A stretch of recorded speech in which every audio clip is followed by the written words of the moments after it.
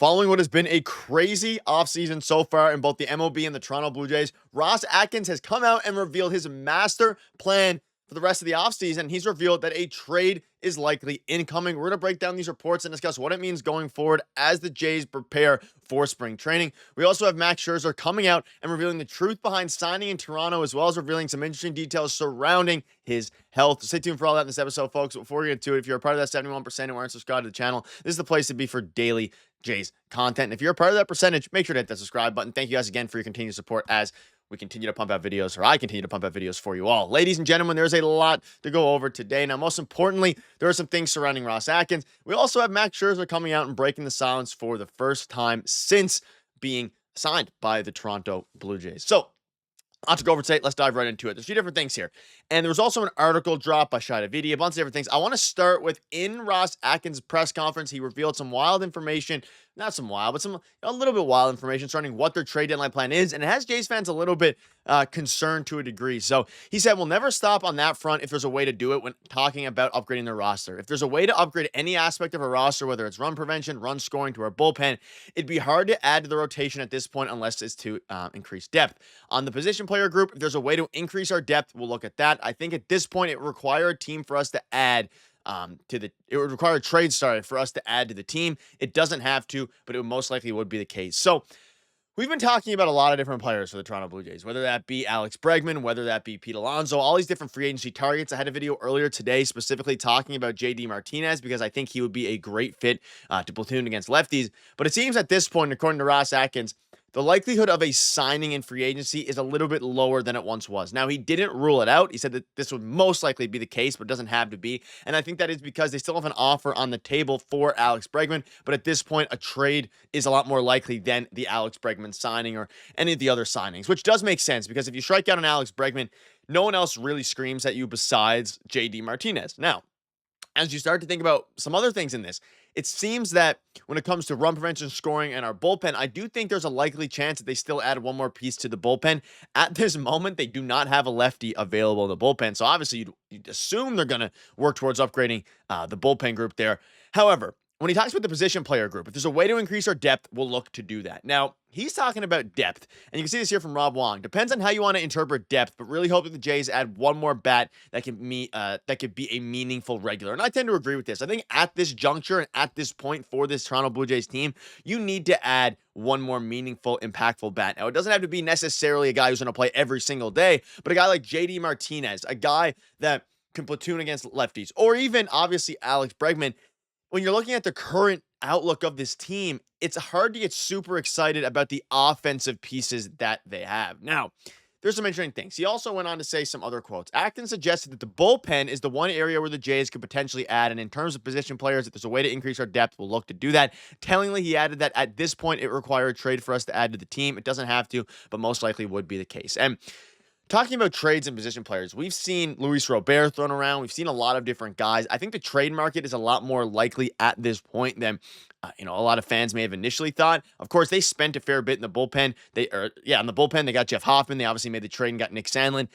And they've spent a lot in free agency in general. Of course, Anthony Santander, Jimmy Garcia in the bullpen as well. So as you start to think about now where the team currently stands, I still think, and let me know down below, do you think they need to make a trade to add at least one more impactful bat, or do you think they're fine as is? I think they're going to make a trade for a bat that is going to be a somewhat regular. He says, I feel like we have some good pieces to provide depth at Atkins, but we'll keep looking to add if we can. Any such depth is likely to come in the minor league side, as the Blue Jays have told some agents of the other free agent starters the Scherzer signing takes them out of the market. And that's another big, update there.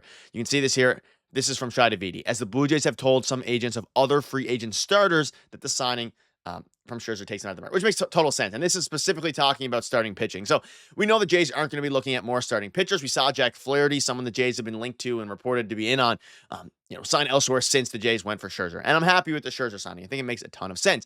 And as you interpret depth could mean, Luis Robert is obviously not depth, but I think the most likely outcome at this point, again, is going to be coming via trade if they add anything else. But if they stand pat, I think at this point, there's a high likelihood that they just rock with the team they have. Let's say they make one more trade to either address the bullpen, lefty, or maybe one more power hitter, hopefully. But it seems like at this point, they might just ride the wave of the current players they have and look towards their minor league options, the guys who are 4A guys who didn't get a chance last year because of how full their team was. Thinking back to last year with guys like Spencer Horwitz, who was a 4A guy for many years. He's in his mid-20s, 26 now, I believe. And then he comes out. He plays a great half season for the Toronto Blue Jays. The Jays then flip him for Andres Gimenez, who's going to be a fantastic piece of this team. You could see the same thing happening with Alan Roden next season, a guy who's been absolutely crushing it in AAA. He's a great hitter. Maybe instead of going out and looking for an impactful bat elsewhere, they go out and look for an impactful bat in the form of one of their AAA or even AA guys. Most likely, of course, AAA guys in Alan Roden. And that's where it gets interesting, though, because at this point, did the Jays do enough to compete for a wild card spot? You added Anthony Santander, you added Andres Gimenez. I love the Anthony Santander signing, but you really feel like you're one big bat away from being a contender in not only the not only for a wild card spot, but in the AL East. And them saying a trade, it makes sense. They have some assets they can move.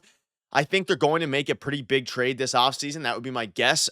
Whether it's going to be someone who's going to start every day is still up in the air, but they have to address the bullpen. They don't have a lefty at this point besides Brandon Little, but they need to add one more, you would assume. And then, of course, one more big bat would be kind of the cherry on top of what has been a crazy offseason. But let's dive into Max Scherzer a little bit here but let me know down below if you think the Jays have done enough. Max Scherzer said he's had a very good offseason and is right on schedule with bullpens and training, etc. I'm happy to be in my normal routine, and hopefully I see the benefits of that. He sounded particularly excited to be joining the veteran Blue Jays rotation. This is the first time that Max Scherzer has spoken out since the signing, and he seems very excited. Honestly, I think this rotation is going to be absolutely elite this year. They're on the older side, a lot of mid-30s guys, Scherzer, Bassett, Kevin Gausman approaching mid-30s. And as you start to think about, of course, Max Scherzer is almost 40. So as you start to think about what this is going to, mean for the Jays, they're comfortable with their starting rotation. Scherzer seems to be comfortable and is going to play well. If that rotation can do good things, your bullpen is already pretty elite as is. One more bat is what I'm screaming for Ross Atkins. We'll see if it comes via trade. And he also spoke out on why he chose Toronto. He said, I looked at the entirety of the organization, where they're at, what they're trying to accomplish, and how they're going to win. And he basically said the Jays are kind of in an all-in mode right now. And that all-in mode is going to translate, hopefully, to them making big pushes for players. And I think this upcoming, again, let's not forget that the Jays still have a little bit of time left in this offseason. We're now about 11 days away from Vladimir Guerrero Jr.'s big extension talk deadline. I'm hoping the Jays extend him. That needs to be the number one priority. Obviously, we're talking about bats. We're talking about additions. You need to extend Vladimir Guerrero Jr. You cannot go into spring training with Vladdy not extended. That would be disastrous.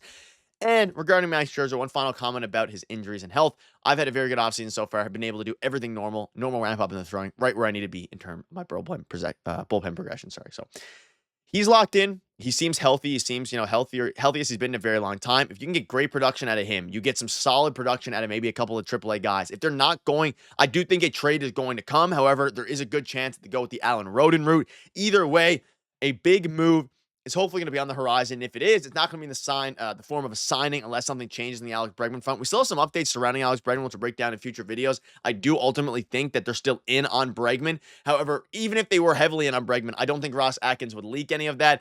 I think at this point, they're better off, tempering the expectations of fans. And then, of course, if they get Alex Bregman, they would exceed them. But we're going to break all that down on this future episodes. But ladies and gentlemen, let me know down below what your thoughts are. Moves are on the horizon for the Toronto Blue Jays. And even if it's a smaller move in the form of a trade, even Alan Roden winning the spot, we're going to keep you up to date with all that. So make sure to hit the subscribe button. Thank you guys for watching. See you later.